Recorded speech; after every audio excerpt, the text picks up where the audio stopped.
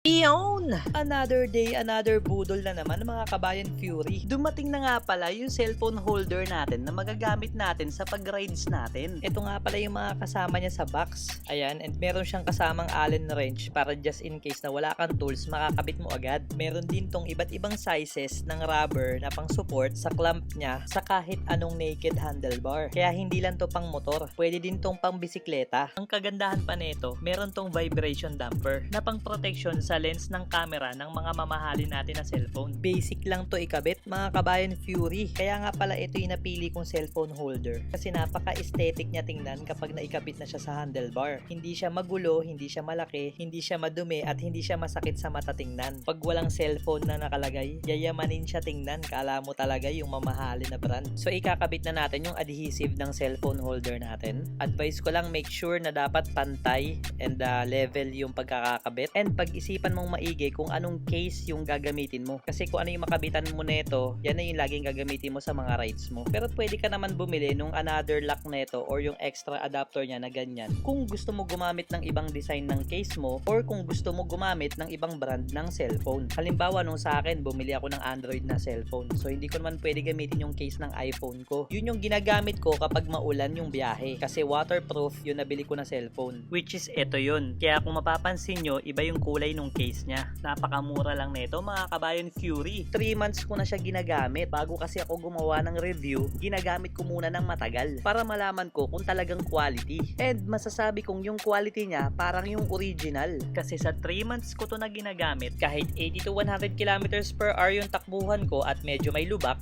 never pa tumalsik o nalaglag yung cellphone ko. Ang totoo nga niyan, sa sobrang dikit ng adhesive niya, nung nagkamali ako ng pantay ng pagdikit, hindi ko na siya matanggal sa sobrang dikit niya. So yawn! Check out mo na yan mga kabayan Fury. Click mo na yung link sa baba at Yellow Basket. Let's go!